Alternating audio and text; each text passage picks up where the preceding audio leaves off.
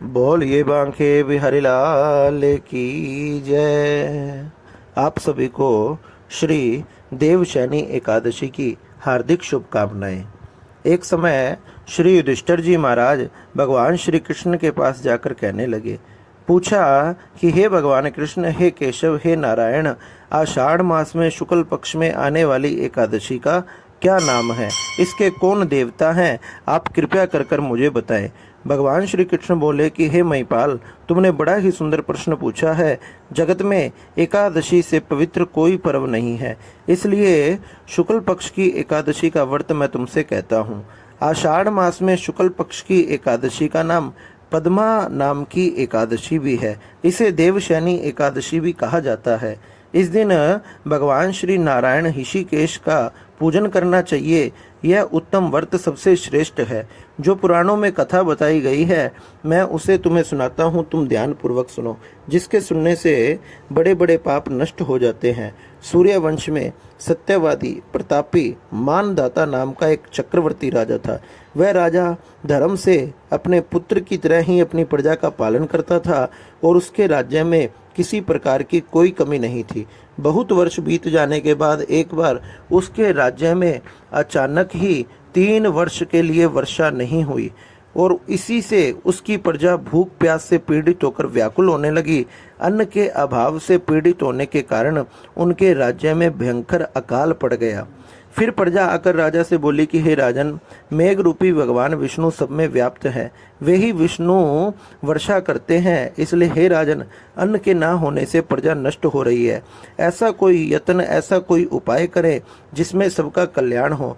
राजा बोला, आपने सत्य कहा है।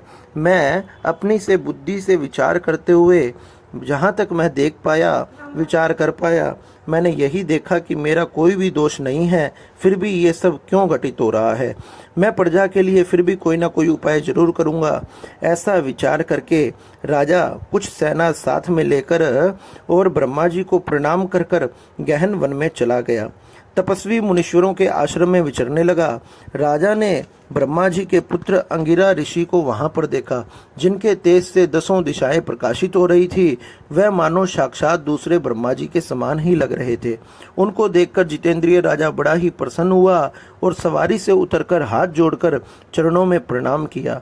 ऋषि ने आशीर्वाद देकर राज्य के 7 अंगों की कुशल क्षेम पूछी और फिर मुनि ने राजा के आने का कारण पूछा।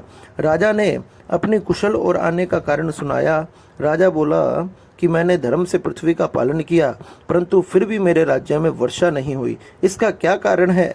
कृपया कर कर मेरा ये संदेह दूर कीजिए। मैं आपके पास आया हूँ। शांति और कल्याण की विधि से प्रजा का सुख करिए।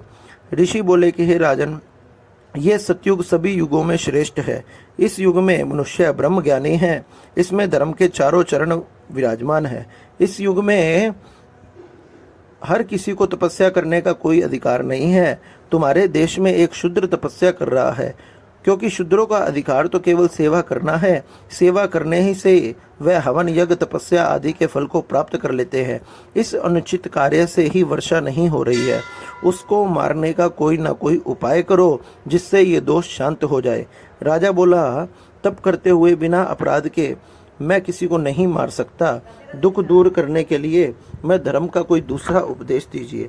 ऋषि बोले कि हे राजन, जो ऐसा है तो आप ध्यान पूर्वक सुनो। आप आषाढ़ मास के शुक्ल पक्ष की पद्मा नाम की एकादशी को धारण करो। इसके व्रत के प्रभाव से निश्चय ही वर्षा हो जाएगी।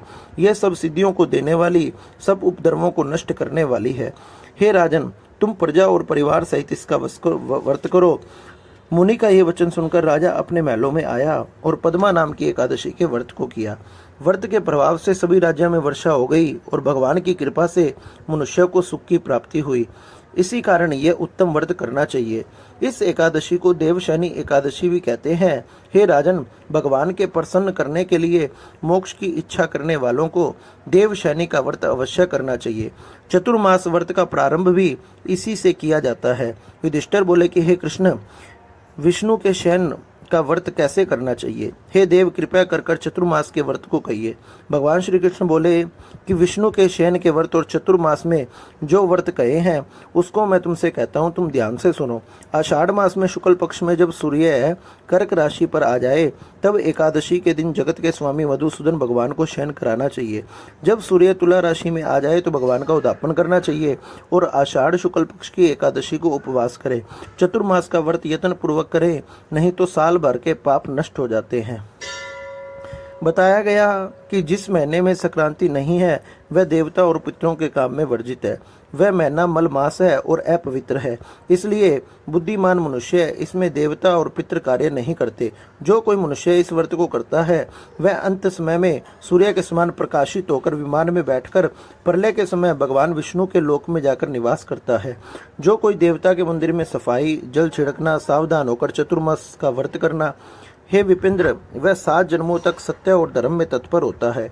जो कोई दूध, दही, घी, शहद, बूरे चतुर्मास भगवान को स्नान कराता है उसको भगवान विष्णु के समान रूप प्राप्त होता है। वह अक्षय फल को भोगता है।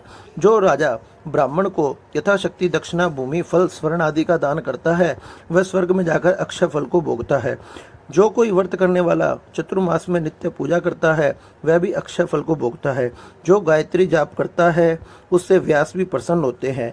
इसके उद्यापन में शास्त्र वहित पुस्तकों का दान करना चाहिए।